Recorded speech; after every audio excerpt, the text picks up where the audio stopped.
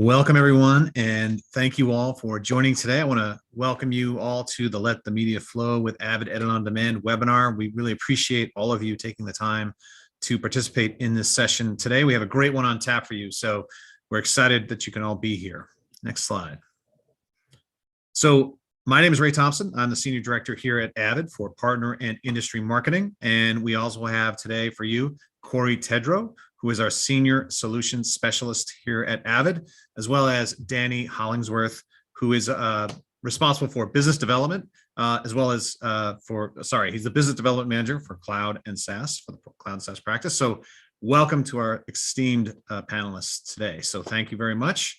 Next slide. All right, so today's agenda, we're going to cover a very brief overview for Avid Edit On Demand, excuse me, and just to kind of give you a little bit about what it is for those of you who may not be familiar. And then we'll get into a live demo, and then at the end, we will do some Q&A.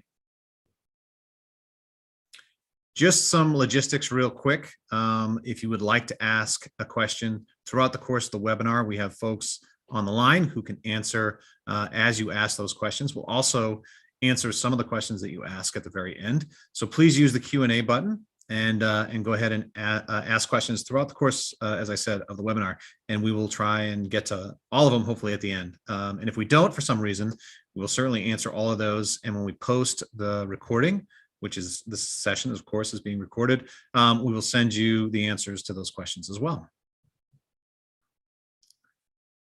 Now let's hear about what Edit On Demand is. Here's a sizzle reel.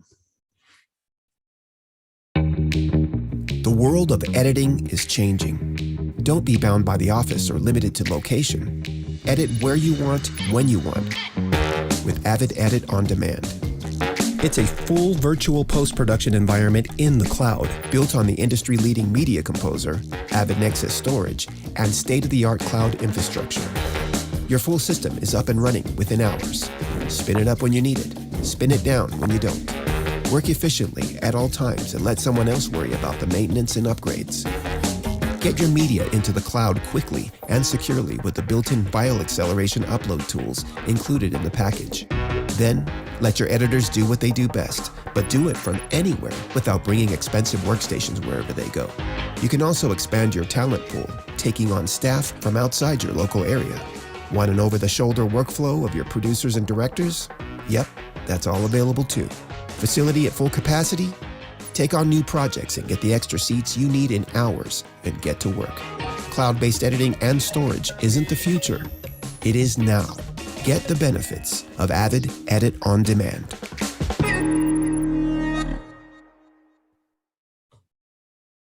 Excellent. Thank you, Danny.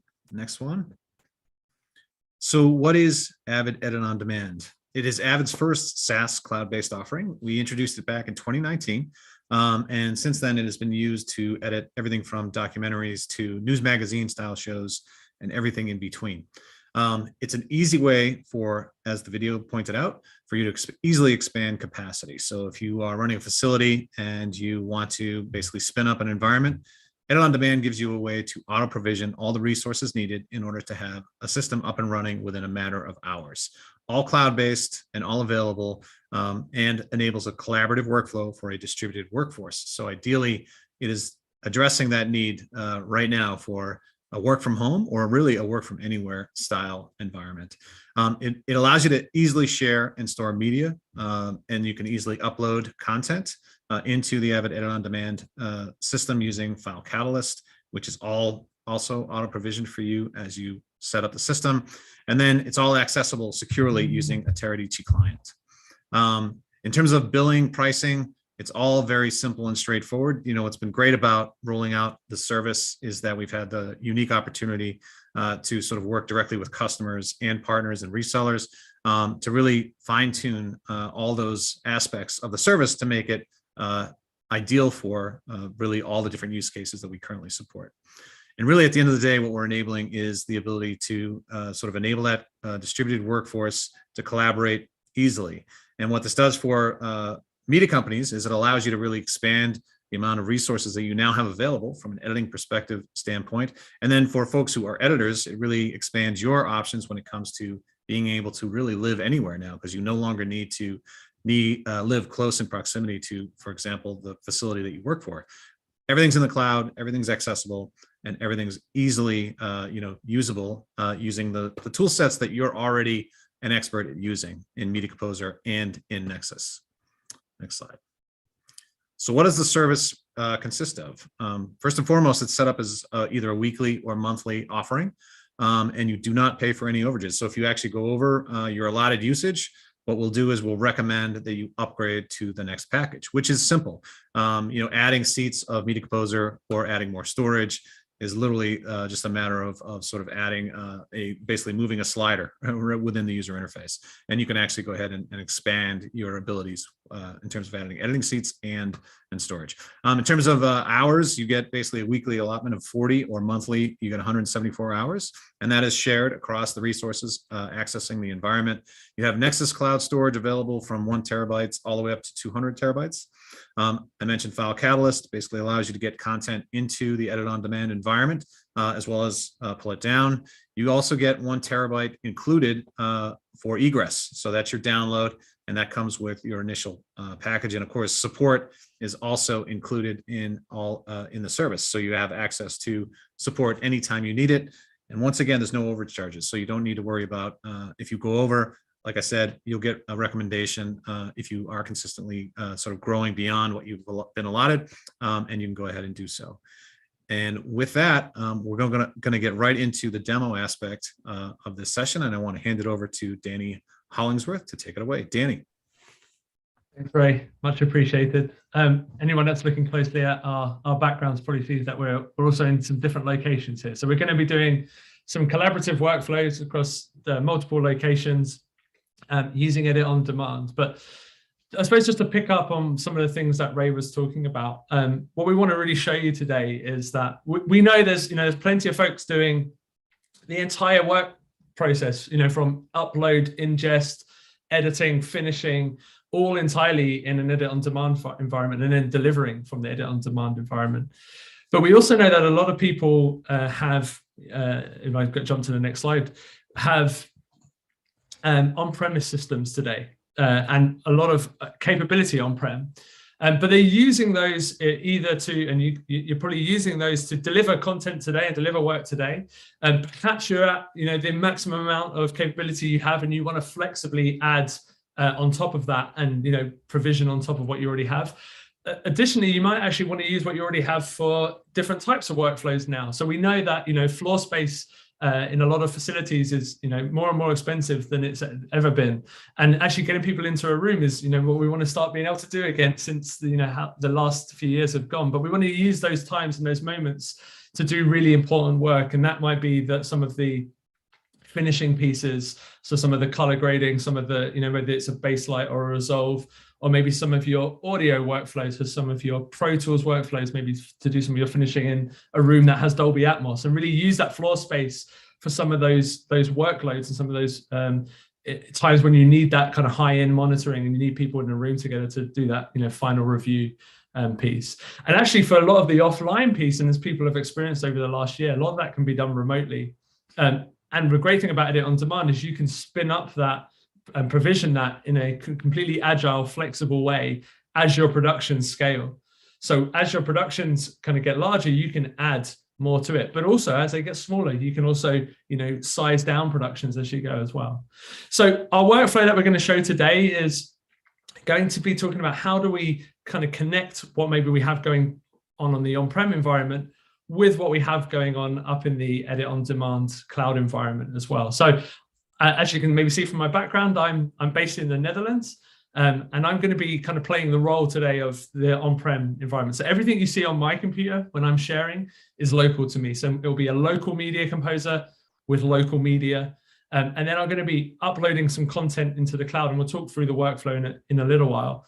But before we can do any of that, and before we can then have Corey come in and connect into the cloud editor and show you all of the great things we can do connecting to the Edit on Demand environment, we need to first deploy the Edit on Demand environment. So once I've got my on-prem system set up, the next thing I probably want to do is actually then set up the Edit on Demand environment.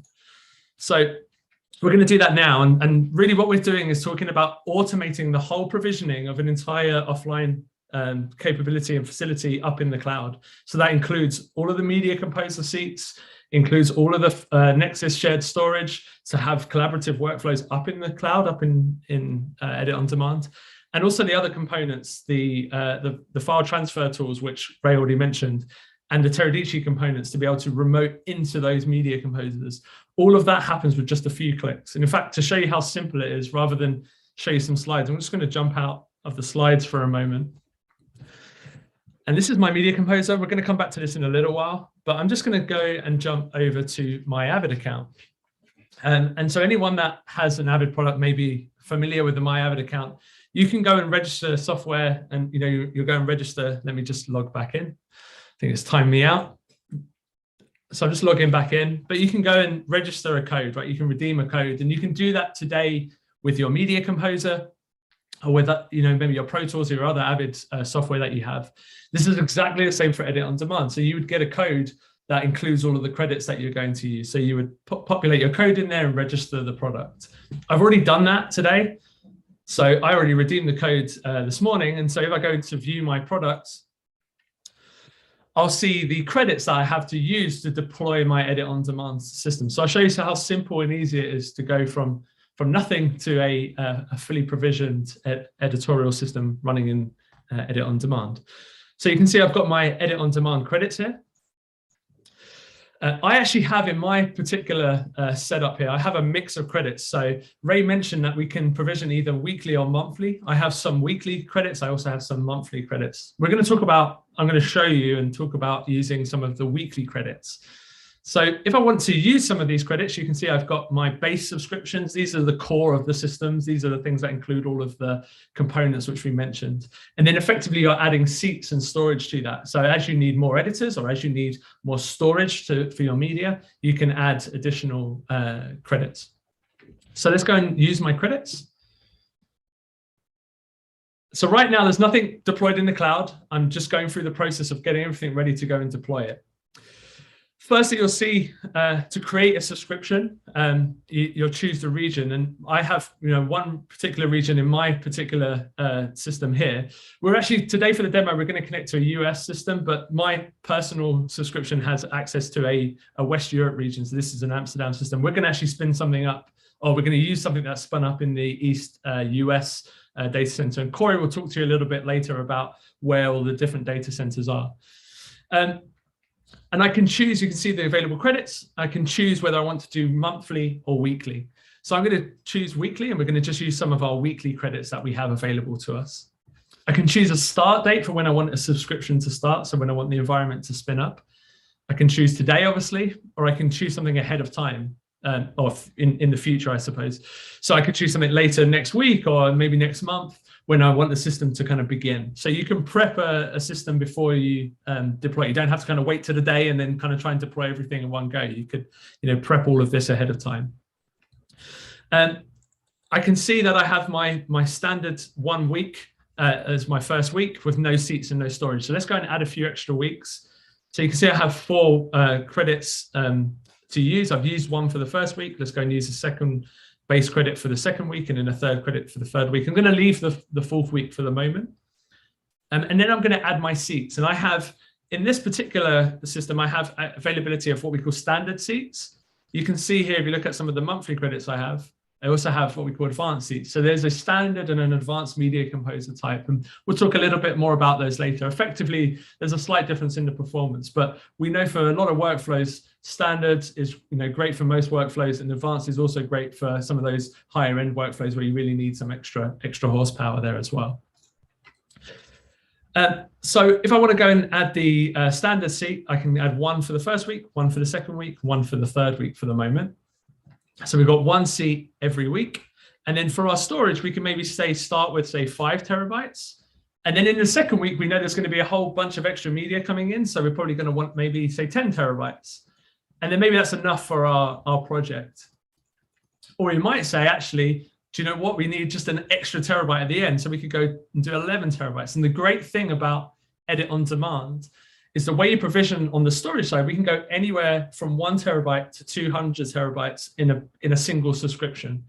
And you can go in any combination. So it's not like buying normal pieces of shared storage where you're buying big chunks of storage every time. You can be really specific and say, this week I need 11 terabytes, not 60, not 30. You can do it in per terabyte chunks. You get a lot of flexibility to scale, not just up, but also down as well. So you could scale this back down as the production maybe scales down at the end. We could do the same with seats as well. So maybe we're going to add a second seat for week 2, and we'll maybe need a second editor in for week 3. And then I'm going to go and click next. So I've got my kind of core system set up here, ready to go. We can choose a media composer version. Typically, we have 2 versions in play at any one time, and this version will continue for the entirety of your subscription. So I could choose maybe the latest version, or maybe I want a version which is, maybe got a few more patch releases in it and something a little bit more stable. So I can even pick, stability, or I can pick kind of latest and greatest bleeding edge functionality and features as well. And then I'm going to give my system a name, and we'll call this Danny webinar for today. Click next. And at this point, I still haven't deployed. So all I have to do now is click accept. And then when I click create subscription, it will go off and deploy the system for me in a completely automated fashion. So that's all I have to do as a user to get I've now got several seats of Media Composer up and running and a bunch of shared storage all up and running in an automated fashion. So I'll get an email back in a few hours and say, hey, the system's ready for you to use. And then once it's available for me to use, I'm just going to jump over here and show you, as we say in the UK, here's one I made earlier. I'm going to show you a system that we have already available up and running. So this is an existing subscription. One thing to note is that you can see I can update a subscription as well. So once I've deployed, if I needed another seat at any point or some more storage, at any time I could go in there and add that additional seat, add that additional storage whenever I needed it. So you're not kind of fixed into what you deployed the first time. You can always go and extend things out as your production scales and grows. But the great thing is, all the credits that I used, I know exactly what I'm spending. So as Ray said, you're not going to get like a bill at the end of the month from Avid that says, hey, you've overused all of this stuff, and here's a big, huge bill. You're going to buy all the credits you need at first, and then you can spend them as you go, and you know exactly what you're spending and exactly what you're using before you do it. So you're deploying what you need when you need it. So this is my already available system. I'm going to jump in and look at the portal for that system. So this is the edit on demand portal, and this is where I can do some of the management. So once it's spun up, all I have to do now as a user is maybe have a look at what I've got on the system. So this particular system has 3 terabytes. It shows me how much I've actually used of the existing amount of storage, and also the download egress as well. And we'll talk a little bit about this. So a terabyte is included as default, as standard. But what we find is that's great for most workflows, particularly the on-prem to cloud workflows, where really the thing that we're downloading from the cloud every time is probably things like bins and projects. And then we're doing the relink to the high-res media maybe on-premise. If I go to users, this is where I can create my users. And you can see we've got a bunch of users in the system. I can go make a new user here. I could add several in one go if I wanted to. So maybe we wanted to go and add Ray. He's maybe going to do the demo later as well. And then we'll add Corey as well into our system in this particular setup as well.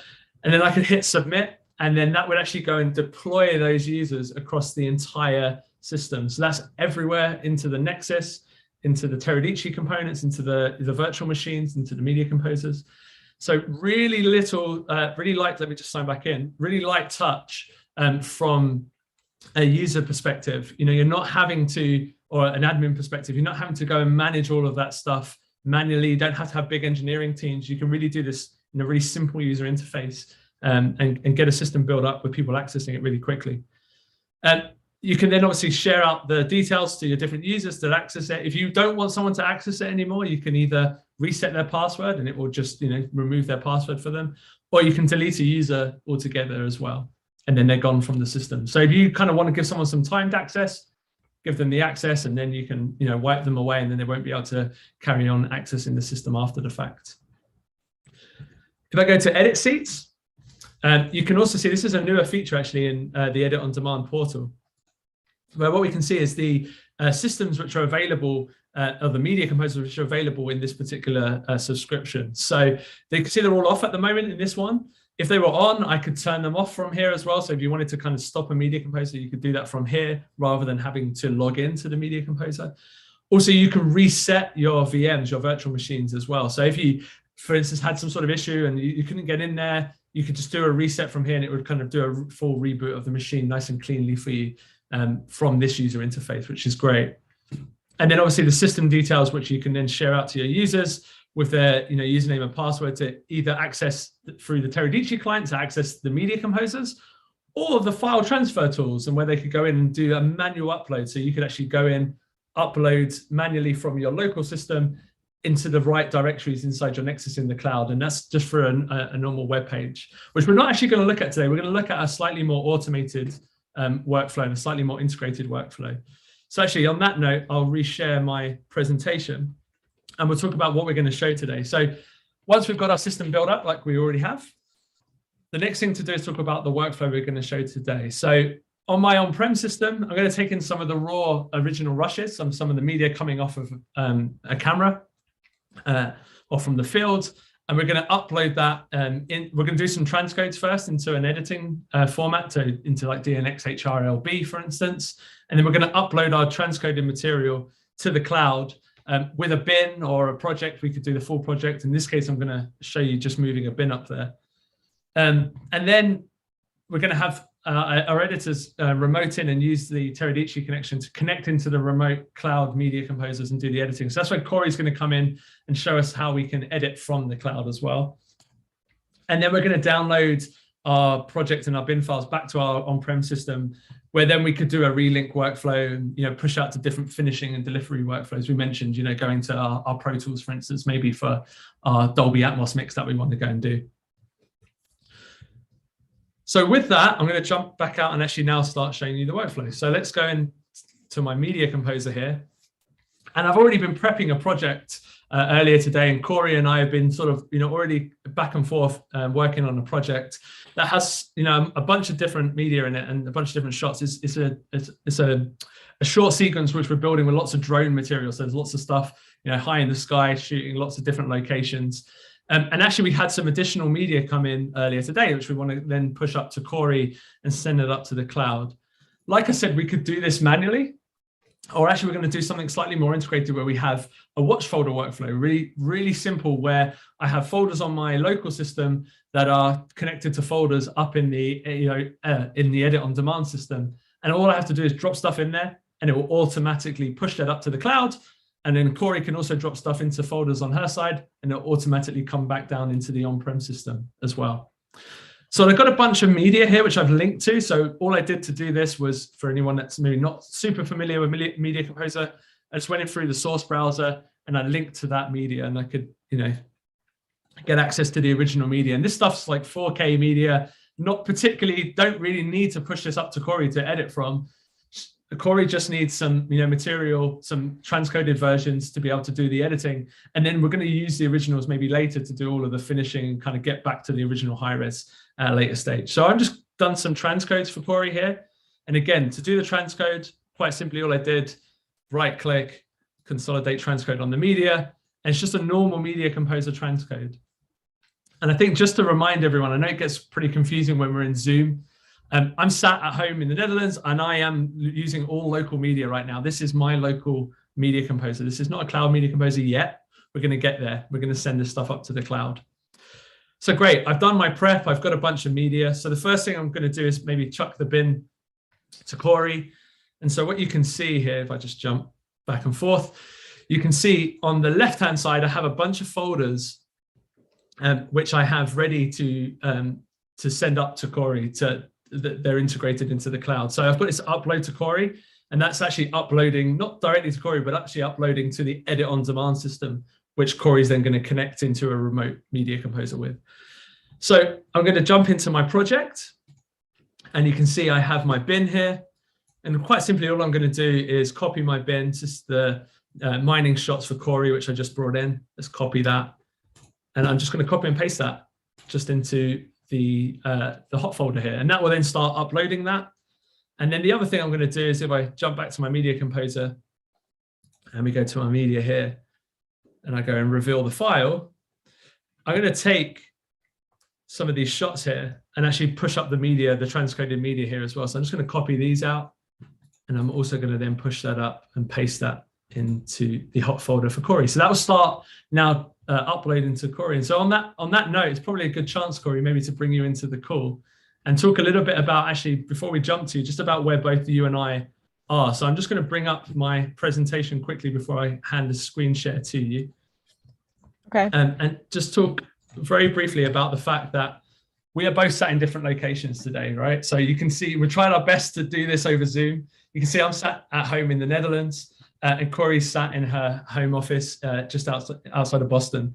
And actually, I've been working with local media, but I just uploaded that content, and it's going from me in Amsterdam here all the way to our data center in the East US, which is where Corey's then going to connect into and actually edit from that that East US data center. So Corey, with that, I'm going to hand it over to you, and we'll do a screen share from you.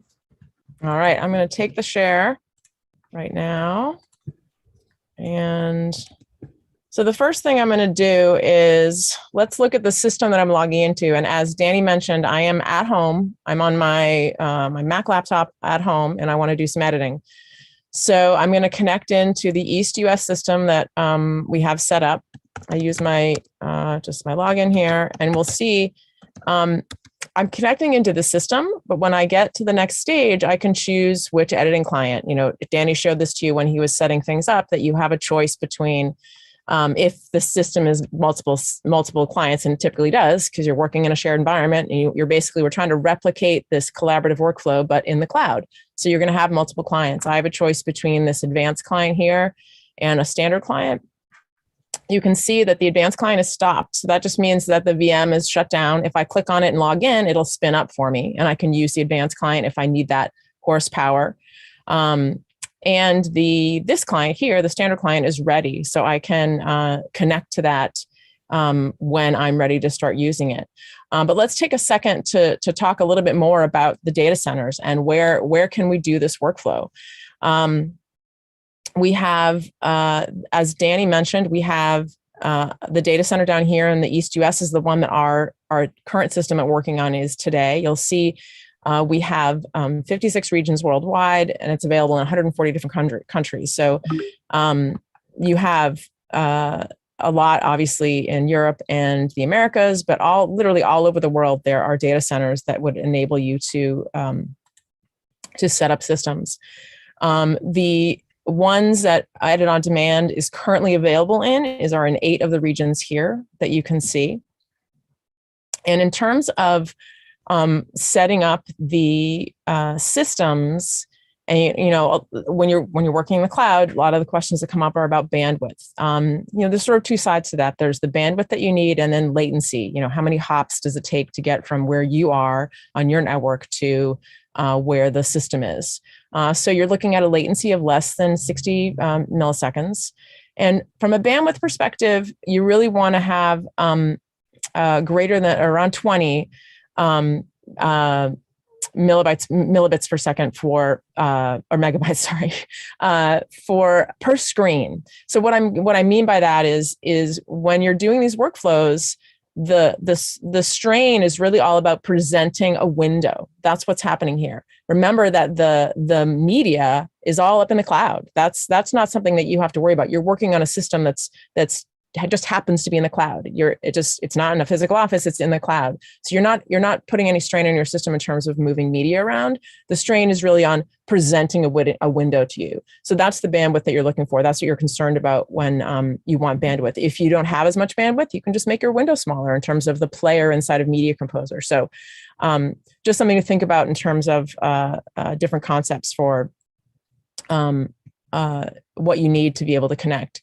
So speaking of connect, let's actually connect into my client here. And as this spins up, we will get into Media Composer. It's already up and running, and we'll see the timeline. So basically, when I logged out of it, this is the state it was in. I didn't quit out because I wanted to jump back into it. So here is my Media Composer up in the sky. And this is the project that Danny mentioned that I'm working on.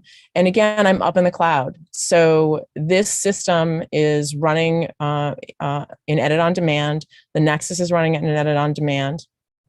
And I can just work with this as I would be working in any other situation.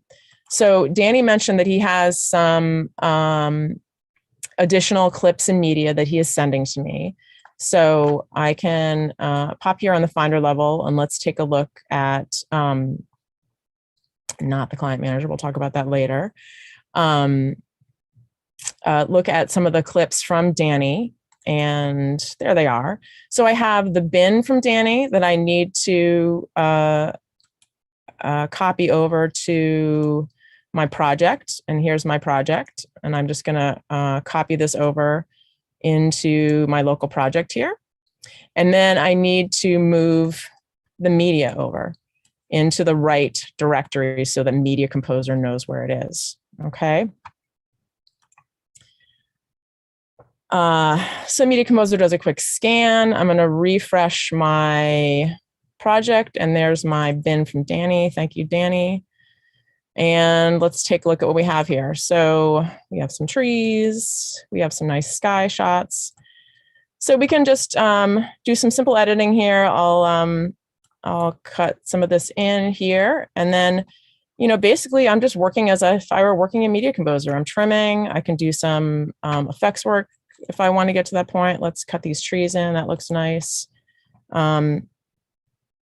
And again, this is just me doing the same thing I would be doing inside the facility, but I'm doing it on the cloud. There's really no difference to the user in terms of what it feels like to be working on through this Teradici client versus, you know, working in person on a system. So let me wow you with my color correction skills here.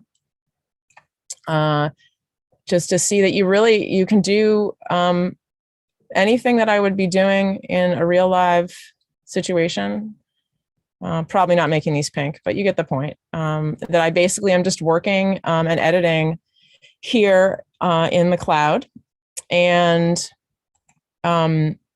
it's the same Media Composer that you're working with on-prem, but you happen to be in the cloud. I like to think of it as a little post house in the sky. I have the same bin lock icons. I'm literally sharing with other folks. So now that I've done my amazing color correction here, let's save our project. Okay, and now I just need to get the metadata back to Danny. So I basically just need to send my project, my updated project, back to Danny. So I will copy this and paste it over in my to Danny hot folder, which does all the work for me. I just have to put it in the right place and copy that over. And so I mentioned that, you know, this really is a little post house in the sky. And what I mean by that is, you know, inside a facility, in the on-premise world, you know, Danny and I might be down the hall from each other. You know, I might be in Edit Bay 1 and Danny's in Edit Bay 2, and I'm either, you know, rolling out the door and saying, hey, Danny, the bin's ready, or whatever. But in this scenario, we just happen to be across the world instead of down the hall from each other. And it's the same exact experience. I have my Nexus that's mounted here. If Danny weren't working on-prem and he were working in the cloud, or any of the other clients that were working in the cloud, they would have the same Nexus Client Manager available. And I can utilize my workspaces here. So I can go into the Nexus Administration Console, and I can log in and talk at the same time. But I can make changes to workspaces. You know, that would, if I need more drive space, you know, Danny's set up things for me, the workspaces for me, but I then have control over adjusting workspace sizes the same way you would with an on-premise system. So I have my dashboard for the Nexus console here, and exactly the same as you would have for an on-prem system, even though it's in the cloud. I can look at my workspaces here, and here's my projects workspace. Again, if I need to adjust the size of the workspace, I can do that in a millisecond. And everyone else that's working on this same cloud system, regardless of where they are, is that storage is immediately available to them. So there's really no difference. And I love that. It really is a little post house in the sky, where you, instead of having all your edit bays inside the facility in their little offices, you're in your little offices around the world, but you have the exact same workflow. I mean, when we come back into Media Composer here, I mentioned that I still have my bin lock icons. So if I want to set this up to make it available, I can see who was using it last. I can set this to make it available. I had the green lock icon, which meant I had write access to it, but I can set it to blue, which means that if someone else that's working on the same project wants to pull that open, whether they're, no matter where they are, they can do that. So it's really the exact same workflow that you would find in an on-prem environment. Okay, I think that is it for me. If we are, whenever Danny's ready, he can take things back. All right, I'll grab the screen share. Thank you, Corey. Mm-hmm. So we're back on the on-prem systems. We're back in the Netherlands now from the cloud hosted East US system. So we're back on my local machine here, and actually you can see I have this download from Corey folder. This ties into the folder which Corey just dropped the project into on her side. And you can see there's Corey's updated project for me to take. So I could just work out of this folder, but I'm just going to copy it into somewhere local where I want to keep it. Maybe I want to make sure I keep a version of this in a certain location. So I'm just going to copy it, and I'm going to put it into my Corey updates folder here in my projects. I'll just paste that in. And then if I jump back into my Media Composer, let's go back to Media Composer here, and I'll just browse for that location. So we go to our Corey updates, and then guess what? There you go. There's our updated project from Corey. So now I'm going to open my project.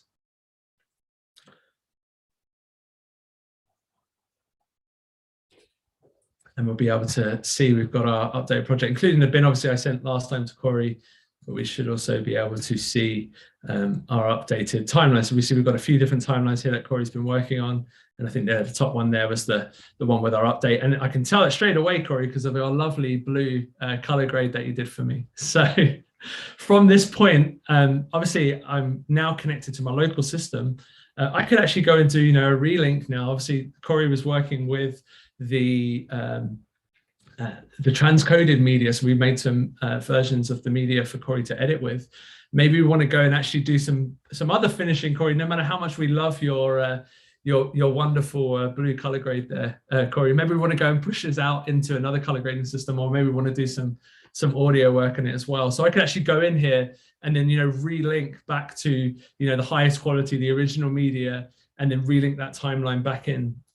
And to then go and do whatever I need to do my finishing, my delivery, my distribution workflows from my on-prem system. Or maybe I want some additional editorial work to happen on-prem as well. You could absolutely do that. And you could be pushing back, versions of projects or versions of bins in a semi-automated workflow, just like we showed you in a really easy fashion. So you don't need to use complex web UIs or learn a new tool. It can be really just at that simple, an Explorer or a Finder level, depending on whether you're on the Mac or a PC. Just dragging and dropping, media and bins into the locations and automatically pushing those back and forward in a really seamless and simple fashion. So with that, I think we've given you a good sense of how you can go from an on-prem system to the cloud and back again, and spin up I like what you said, Corey, a post facility in the sky, and just being able to spin it up when you need it. So with that, I'm going to jump back to Ray and open it up to the Q&A session. Yeah, absolutely. So I'm going to go ahead and look and see that we have several questions, a few of which have been answered, but I want to ask a few of them anyway. So Danny, you just showed an excellent workflow, right, between an on-prem environment and edit on demand in the cloud. But one of the questions that has come in is, can it transfer pre-computes from the local storage to the cloud, including renders, alpha channel graphics, and so on? Yeah, so you could push those back and forth. There might be some things that you need to recreate once it comes back down, right? So like some of the pre-compute stuff, you might need to recreate certain things once you've pushed those back and forth, just like you would with any workflow where you're moving from one system to another. Forget the cloud for a second, when you're just moving projects and media from one to the other. So there might be some things that need to be recreated, but certain renders and things that have created media files, you could move those as well. You could absolutely share those between the two systems. And off of If that, I could yeah, go ahead. Jump Sorry. in, Corey. I want to jump in for 1 second, because I just want to make it clear to everyone that the workflow that we're showing you with Danny is just an example of how you could integrate an on-premise system with an EOD system. Yeah. This is not required to push things through folders that way. That's just one option if you want to integrate a system that is inside a facility with some cloud systems. Obviously, the cloud systems don't need to do any of that because they're working off of the cloud nexus. That's a great point, Corey, because I think one of the things which we often show, and we really wanted to focus on this one and on how we integrate, on-prem and the cloud. We often show just the cloud. And as Corey said, you could just do all of this stuff in the cloud, have everyone editing, project sharing, bin locking in the cloud. Absolutely. You could do that entire thing in an edit on demand environment.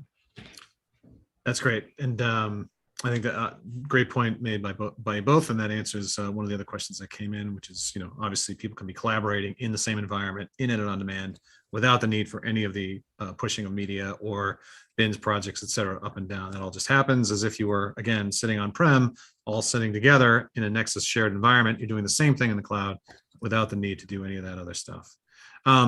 Someone asked about, one of the more popular questions we often get is bandwidth. Danny, you want to talk about what type of bandwidth you need to have a good experience using edit on demand? Yeah, so from the editor perspective, so where Corey was remoting in, we spoke a little bit about it, and we recommend 20 megabits per second as the sort of the standard really of what most editors are going to not just require so much, but actually what a good experience for them feels like in terms of it feeling high quality, but also like it feeling like it's under the desk, as we say, so like it's an on-prem system to them. However, it is a variable bitrate, and that goes in both directions. So if you want to use less bandwidth, and we have plenty of folks reporting back that actually they're able to get away with less than 20 megabits per second, you can do that through certain means. So if you have a lower resolution screen, there's one. But actually, the way that the PC over IP client, the remote desktop works, is it prioritizes moving parts of the frame. And so, as Corey mentioned, if you made the Media Composer player it's smaller, you're actually going to be pulling less bandwidth or generating less need for higher bandwidth. So you can actually probably get away with less than 20 megabits per second in some of those scenarios. We typically think for a HD screen, for an offline type editor, 20 megabits tends to be the sweet spot, and we think that's pretty good. On the flip side, on the other end of the scale, if you wanted to have multiple monitors and they're UHD, then yeah, you're going to start pulling more than 20 megabits per second for your bandwidth, right? So it goes in both directions depending on your workflow. But we think for most workflows, 20 megabits per second tends to work for a single HD monitor, and that's absolutely fine. Yeah, and I'll add too that feedback from customers who've used Edit on Demand, oftentimes they actually have a better experience using Edit on Demand because it's the VM that it's been deployed on is often more powerful than the system they even have under their desk. Danny, here's another good question for both you and Corey. Can the OP1A assets with the metadata be dropped into the upload folder, transcoded, and delivered?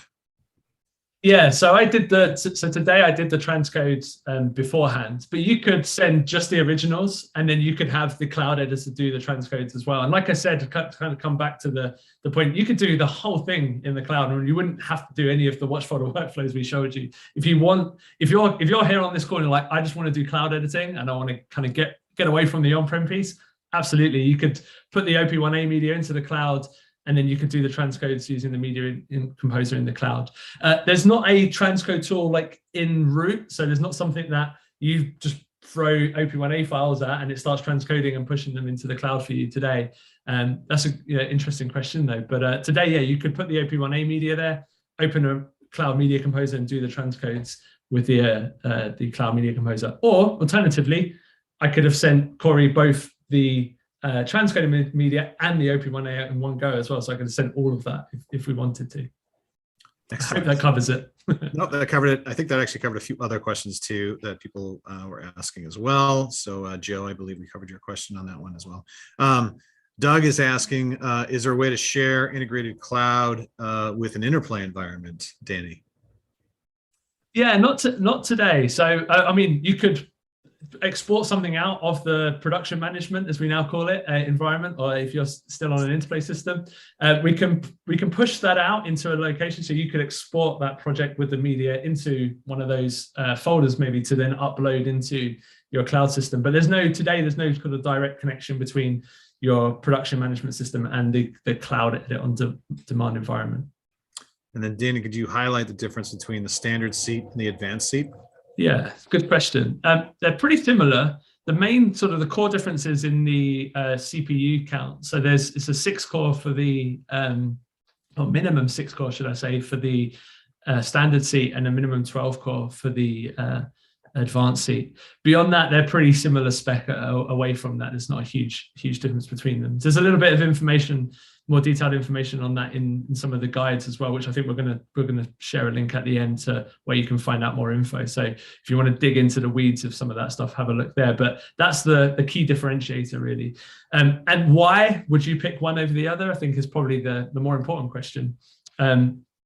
Really, we see certain workloads and workflows needing some of those extra cores. So when you've got maybe highly compressed, media, you might need a bit more CPU capability, or potentially you're doing larger workflows where you've got lots and lots of multiple tracks, and maybe you need an advanced seat to do that, or maybe you're using certain codecs, so you might want an advanced seat. Having said that, there's not really like a hard and fast rule, right? So just because you're doing you think, okay, I'm working on a feature, so I need an advanced seat. It doesn't always kind of work out that way. And in fact, what we do often as part of our trial process is ask people to evaluate both the standard and the advanced, depending on what their workflows are, and get a real sense of which one is maybe a better fit for them. But it's a good question. All right, and then Angela is asking, is it on demand available in South America or Latin America yet? Not in the data center yet, but we have had customers in LATAM, in Latin America and South America, connecting into one of the South Central US data center and reporting, depending on where they are. Obviously, as you get further into South America, things get further and further away, right? We mentioned the latency. But the South Central US we've had really good feedback from customers about connecting in from South America. However, we know we're always looking and evaluating different data centers as capability becomes available in them for us to be able to spin up new instances of edit on demand. So kind of watch that space, and we're absolutely looking to see where we can grow and add additional data centers where there's requirement. Excellent. The next question is from Brad. Brad's asking, how do you add Baselight to your system? Really, really great question, actually. And I'm going to expand that out just beyond Baselight and say, how do we add in additional tools, right? So we know that you may want additional capabilities and tool sets inside your environment. And actually, there's maybe some news pretty soon, hopefully. It's maybe a little bit early to talk about some of that stuff, but some more news around how we'll be able to start offering some of those initial tools, additional tool sets to you in a more automated fashion. However, what I would say is if you have a specific plugin that you needed like that, come and talk to us, and we'll figure out a way to kind of get that working. We do have customers using additional plugins today and additional tool sets. So if you wanted the Baselight plugin, come and have a chat with us and talk about how we can get that working for you. But we understand the requirement. You might need some other tool sets in there as well. Yes, excellent. Great question. And then the next one, Danny, is how do I get my media out of the cloud when it's ready for delivery and or distribution? Yeah, so our workflow, we were showing just pushing a project down, and actually all the media already existed in an on-premise environment. So I didn't have to push any media. You could, if you wanted to, again, if you're working entirely in edit on demand, as we know many people are, you could just download that media using the File Catalyst tool itself, which is a web page. In fact, I'll quickly try and show it to you while we're all here together. Rather than just talk about things. I know people like to come to these things to see stuff as well, right? So if I just go into this is the File Catalyst page. So I have if you want to do manual upload and download of media, so maybe you want to pull it down to a certain location, here I can do is log in to the client.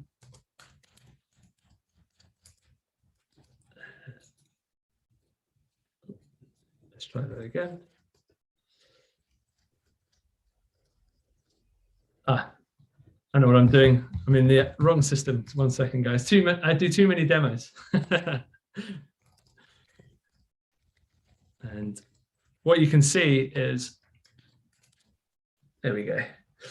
I've got my local system on the left, so this is my local machine, and on the right I can see my different workspaces in the cloud. So quite simply what I could do is go and browse these using this tool and actually go and find just the things I want. So I could bring down a whole folder, or if I, maybe I had a finished assets piece, I could just go and, download those and, take some of the content. I can multi-select, download the, the finished assets maybe I want to bring, and I could bring those down to my local system if I wanted to, for then distribution elsewhere. Additionally, again, we sort of mentioned tools. If there was something that you needed to be able to push out and distribute somewhere, then absolutely we could look at that as well.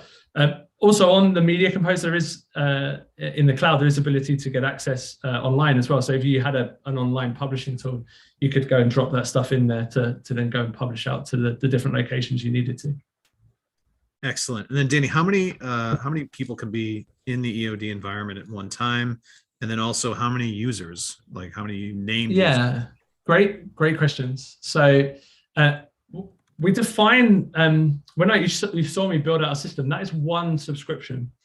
As a customer, you could have multiple subscriptions. So we have many people using subscriptions of different sizes to support different productions. So you can have multiple, but within one, you can have up to 30 seats of Media Composer. So that's 30 virtual machines. So that means 30 people connected at once, all collaborating together, doing the project sharing, bin locking, as Corey mentioned at the end there, working completely collaboratively, not having to move media around and just working together.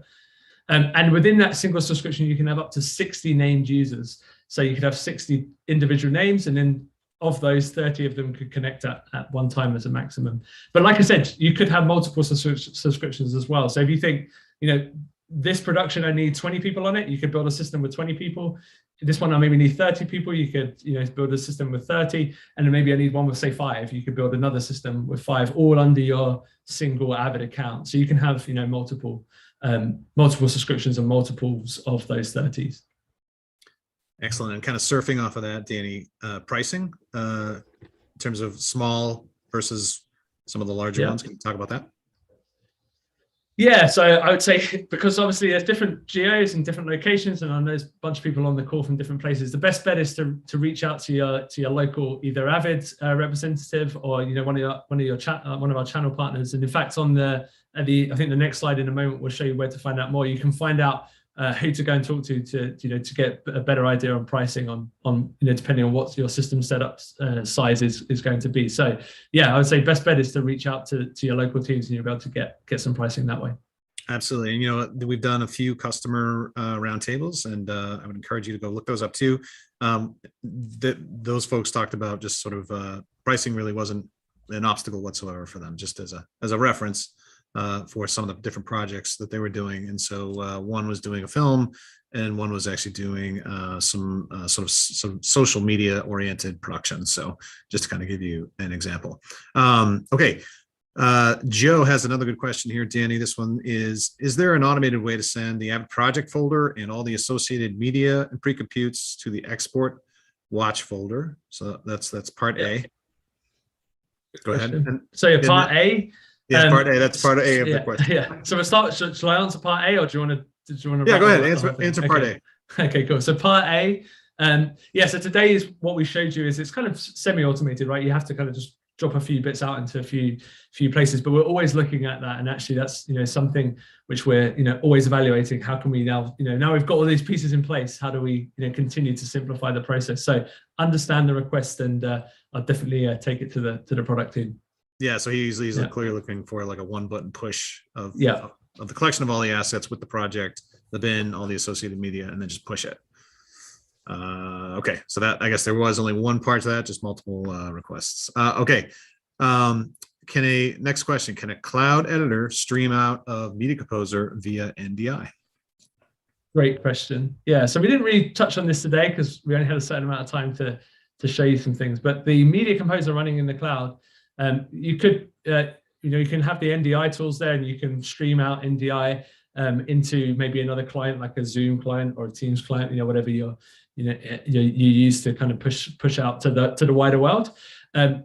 All I'll say is I'll leave this one. There's more to come on this type of workflow on the kind of the over the shoulder piece. So the NDI bit's there today.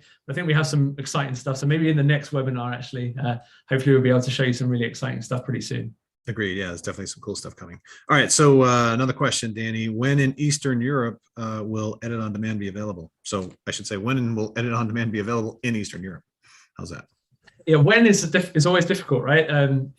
I think we're always evaluating those different data centers, and there's a few things that we have to understand there. One is, the capability of, what data centers are there, first of all, and then what capabilities are there from, the perspective of being able to build up all of the things we need, which is, our shared storage capabilities are, remote media composers. So we need the right specs there. And then the other piece is just, understanding, what's involved in actually, building and spinning that up and making sure it's nice and, works in a nice automated fashion for each of those different regions. The whole point of Edit on Demand is it's meant to be super light touch. So just because we have some of the components there, doesn't, there's a little bit of work to go to make it, completely automated and working. So always evaluating it and, reach out to your teams. If we start hearing that, we need a bit more in certain locations, then, absolutely we do sort of look at each location on a case-by-case basis. And when we see that there's a need, then, we'll start spinning up more of them once we have technical capability there as well. Excellent. And then I think this was actually shown, but someone's asking, does it matter Windows, Mac in terms of the client you're accessing Edit on Demand from? No, so I think both Corey and I were on Macs today, but you could, for Corey's side where she was connecting to the Media Composer, there's a Teradici PC over IP client also for PC as well. So you could connect via PC. Additionally, if you're maybe more on some of the engineering teams, it's good to know there's also Zero clients as well. So if you just want to send someone, from a security perspective, you might just want to send someone, here's a box, right? And this connects to your EOD instance, and that's all it does. It has nothing else on there, and you're just going to use it just for your editing. You could, build out some Zero clients, which are very lightweight, mouse, keyboard, internet connection, send it out to someone, and they plug it in, and they can, start editing from the cloud straight away. These are excellent questions, by the way. Here's another one, Danny, specific to the management of users. Is there a way to integrate local username and credentials with the cloud subscriptions? Not today. Always looking at that stuff. So again, keep an eye on these webinars. We're always trying to bring new stuff every time we speak. But yeah, not today. So today it's a manual population of users. Excellent. Well, we are down to just 2 more minutes. So Danny, if you don't mind, maybe we just go to the next slide, because if you want to learn more, please check out avid.com and go to the Edit on Demand section, which is available from the All Products menu there that you see highlighted in the screen. You just go down to editing and you'll see Edit on Demand, and then it'll take you to the main page. And as I mentioned, there's been so many webinars that have been done about Edit on Demand that are how-to style webinars. We've done sort of fireside chats. We've done interviews with customers. There's just some great resources out there from folks who have used the service and continue to do so.